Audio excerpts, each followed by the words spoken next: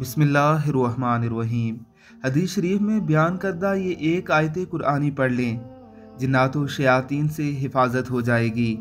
नबी करीम सल्लल्लाहु अलैहि वसल्लम का इरशाद है, जो शख्स सुबह के वक्त आयतुल कुर्सी पढ़े वो शाम तक जिन्नों से महफूज हो जाता है।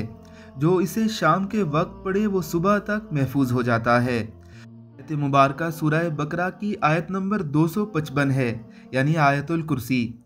आयतुल कुर्सी सुन लीजिए।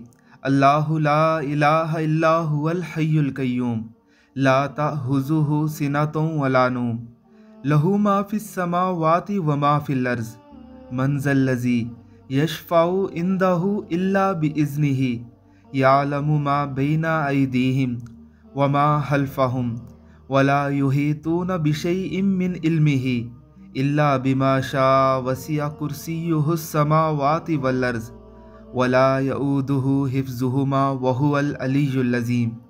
इस आयत मुबारका को याद कर लीजिए और अपने मामूल में शामिल कर लीजिए।